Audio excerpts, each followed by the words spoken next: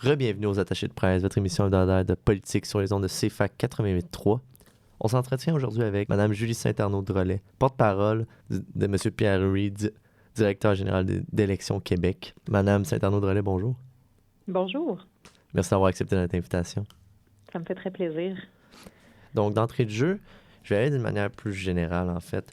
À l'heure actuelle, on voit, si je peux me permettre, il y a eu un mini-scandale. C'est ça. Je veux pas être alarmiste en prenant le mot scandale, mais par rapport à la publicité de la Coalition Avenir Québec en pré-campagne qui a fait fureur sur les réseaux sociaux, où est-ce que je m'en viens avec ça? C'est qu'à l'heure actuelle, la prochaine élection provinciale s'en vient.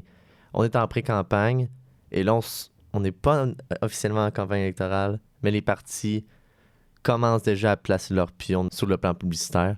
Donc, comment, dans le contexte actuel, qu'est-ce qui permet d'encadrer les publicités des principaux partis pour une élection provinciale, surtout en contexte de pré-campagne, où est-ce que là, on est comme un peu flou, on ne sait pas trop qu'est-ce qui se passe, est-ce qu'on est en campagne, on n'est pas en campagne, bref, c'est assez large, mais...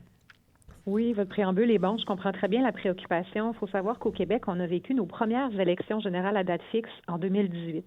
Donc, c'est les deuxièmes élections générales pour lesquelles on est capable de prédire la date, puisqu'elle est vraiment inclue dans la loi. Et ça fait en sorte qu'il y a une prévisibilité, donc, de la période électorale qui peut amener les partis à commencer à faire de la publicité, à faire des dépenses à des fins électoralistes, mais avant le déclenchement des élections. Et en ce moment, vous l'avez bien mentionné, on n'est pas encore en période électorale. Elle sera déclenchée au plus tard le 29 août, possiblement avant également. Le gouvernement peut toujours déclencher des élections anticipées. Et dans ce contexte-là, où on vit nos deuxièmes élections à date fixe, quand on regarde ce qui est prévu dans la loi électorale pour encadrer les dépenses qui sont faites avant même que l'élection soit déclenchée, bien, on se rend compte que la loi électorale, elle n'en prévoit pas d'encadrement de ces dépenses préélectorales-là. C'est-à-dire que, comme toute dépense des partis politiques, ça doit être payé par les partis eux-mêmes à partir d'argent amassé conformément à la loi. C'est colligé dans des rapports, c'est vérifié par Élections Québec.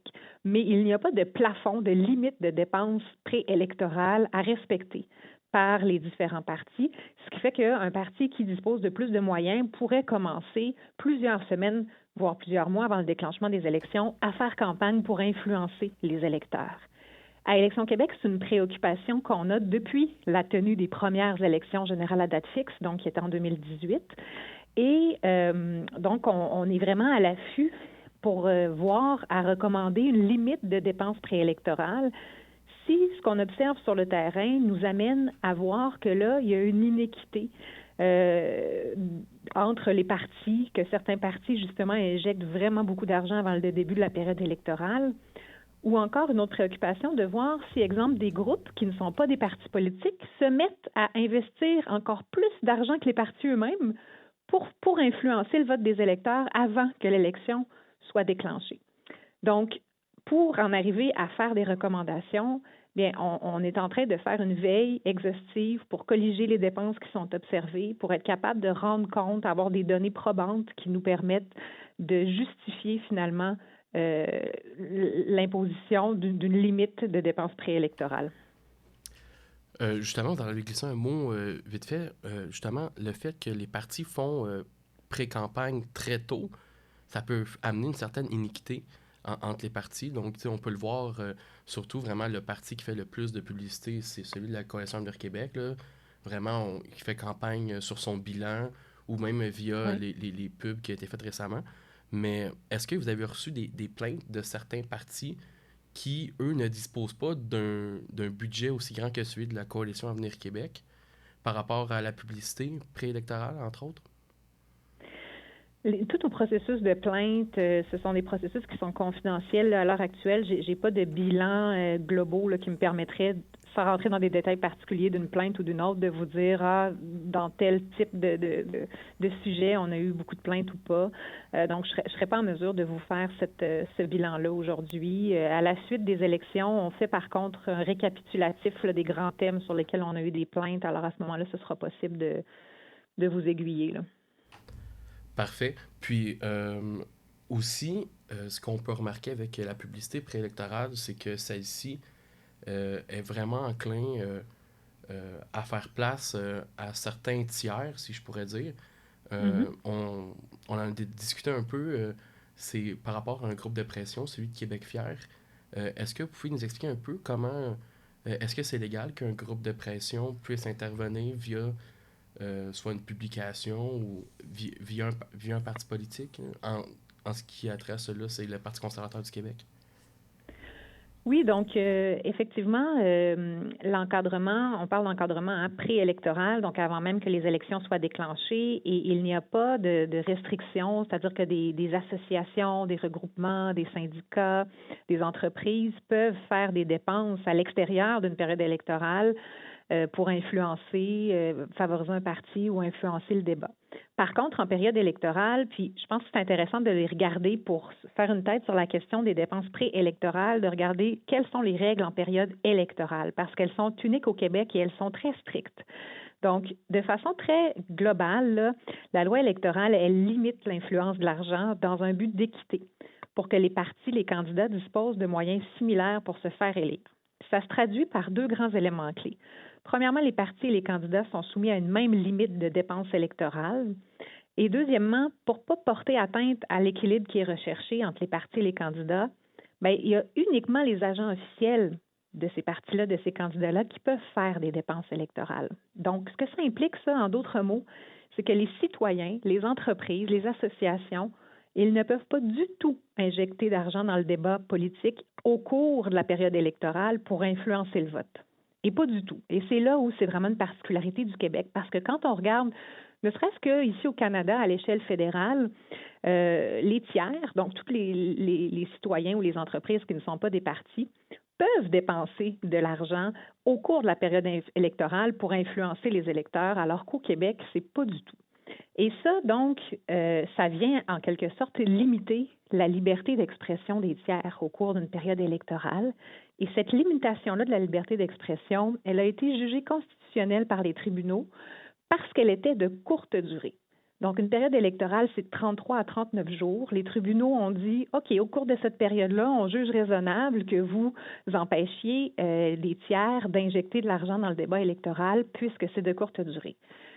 Et là, j'en reviens à l'encadrement du préélectoral. Donc, si on vient imposer une limite de dépenses préélectorales aux partis, mais qu'on n'impose aucune limite aux tiers, bien, l'équité qu'on tente de préserver en imposant cette limite-là préélectorale, elle peut être complètement brisée par le fait que des entreprises injectent encore plus d'argent que les partis eux-mêmes dans le débat électoral. Donc, inévitablement, la question de l'encadrement des dépenses préélectorales, oui, elle touche les partis politiques, mais elle touche aussi l'ensemble des organismes des électeurs du Québec, parce qu'eux aussi devraient avoir une certaine limite pour respecter l'esprit de la loi.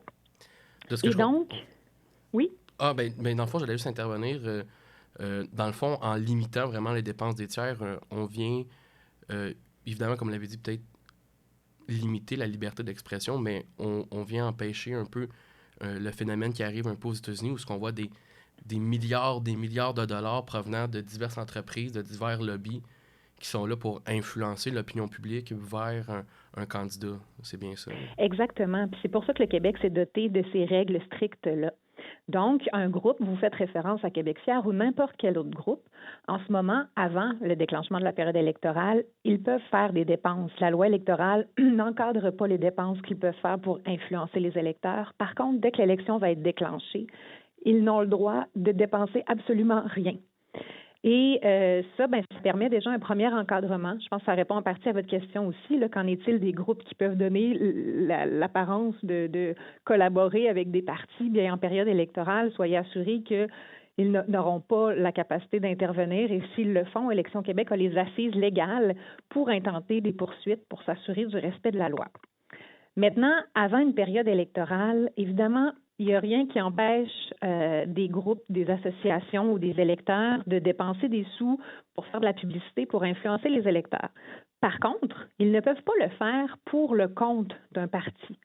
Donc, une organisation ne peut pas, parce qu'au Québec, il faut savoir que en matière de contribution politique, c'est uniquement les électeurs qui peuvent faire des contributions. Puis je dis contribution, je ne dis pas don, Parce qu'une contribution, ça peut être un don en argent, mais ça peut être aussi un service rendu. Ça peut être également un bien, de fournir des biens. Il y a juste les électeurs qui peuvent faire des contributions auprès des partis politiques. Ce qui fait qu'une entreprise, si elle se met à travailler pour le compte d'un parti, évidemment, si le parti l'engage et le paie, c'est une chose, mais si elle le fait gratuitement, on pourrait le voir comme une contribution sous la forme d'un service. Et à ce moment-là, une entreprise ne peut pas faire de contribution d'une quelconque façon et ce serait non conforme à la loi. Donc, c'est un peu les balises avec lesquelles on jongle pour encadrer les dépenses faites en période préélectorale. Madame Rollet, on avait fait mention tout à l'heure des élections à date fixe, puis pour emprunter les mots de M. Reid, l'avènement des élections à date fixe amène certains enjeux, certains problèmes. Puis là, on le voit avec l'élection actuelle, avec la pré-campagne. Je suis conscient aussi que les élections à date fixe, c'était dans un but, par exemple, de limiter probablement les gouvernements qui pourraient étendre leur mandat, par exemple. Mm-hmm. Est-ce qu'à l'heure actuelle, on est capable d'émettre un bilan que si c'était à refaire, on le ferait autrement, ces élections à date fixe-là? Non, Élections Québec n'a pas, en tout cas, fait d'études ou de recommandations à cet égard-là. Il y a quand même des avantages en termes de planification, notamment des ressources pour organiser une élection. Donc, ça reste avantageux d'avoir une élection à date fixe. Donc, de notre côté, la préoccupation est davantage à savoir quel type d'encadrement serait approprié pour venir justement baliser la période préélectorale, pour respecter l'esprit de la loi, l'équité qui est recherchée. Donc, la réflexion, elle est plus à ce niveau-là qu'à se dire, peut-être que les élections à date fixe sont plus ou moins appropriées. On cherche plus à voir comment encadrer le préélectoral.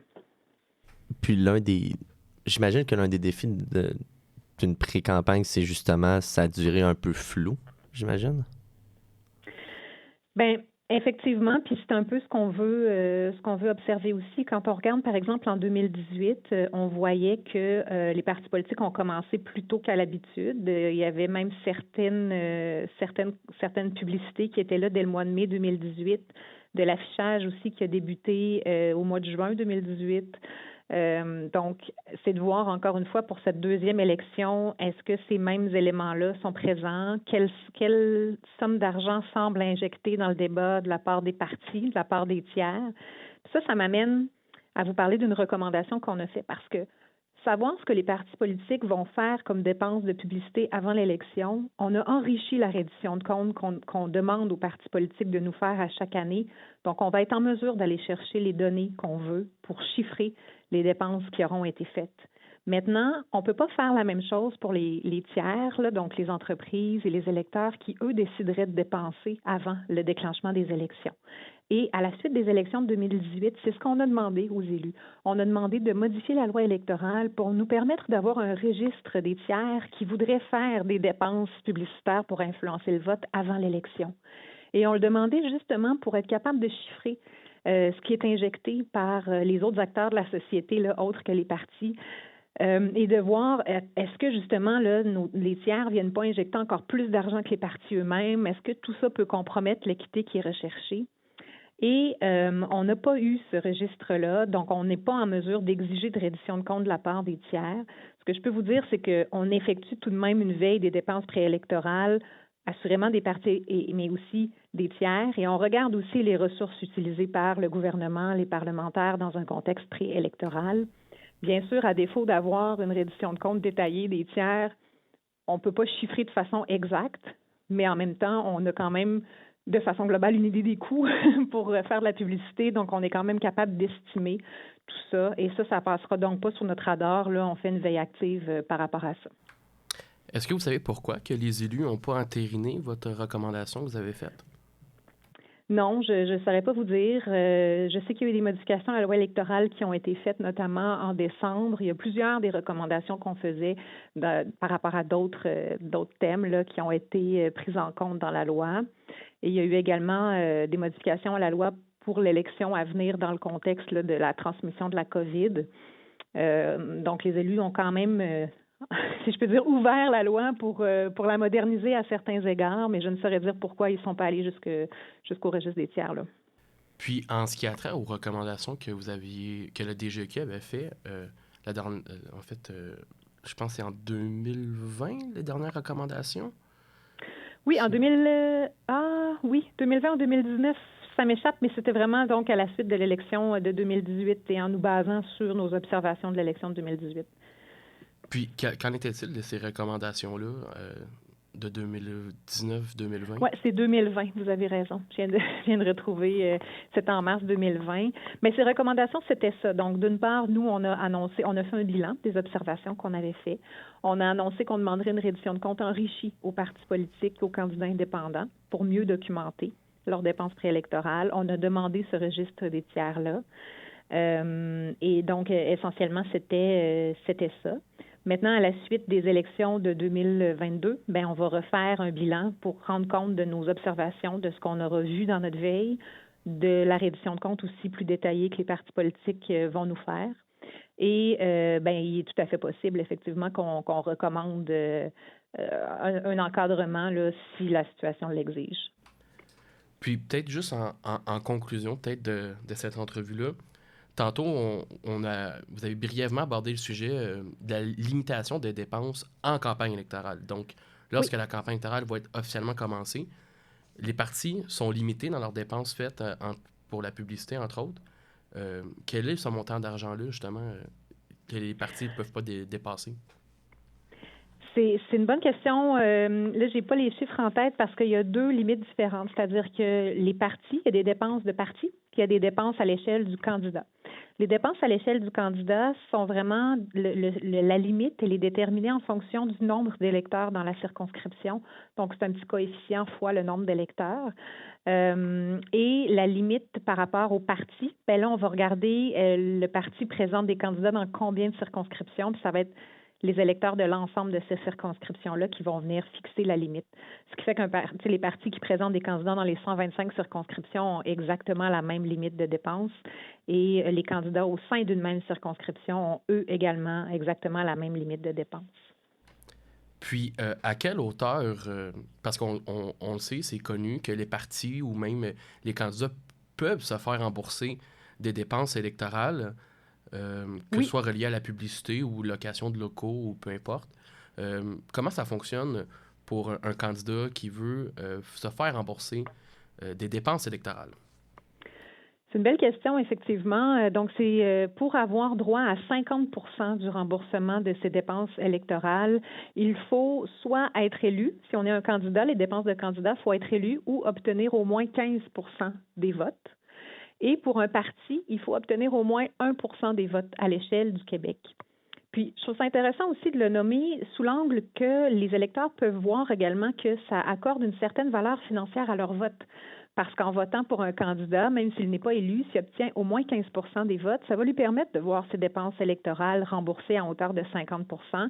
Même chose pour un parti, 1% des votes à l'échelle du Québec, ils ont droit à ce remboursement-là. Et c'est des choses importantes donc pour la vitalité financière, si vous voulez, des partis, des candidats qui sont concernés. Madame Drolet, merci infiniment pour votre temps. On vous souhaite une bonne continuité dans votre travail puisque vous allez avoir du pain sur la planche d'ici cet automne. Oui. Ça, c'est clair, net et précis. Puis merci d'avoir passé du temps avec nous. Ça m'a fait vraiment plaisir. Merci pour votre intérêt pour la question.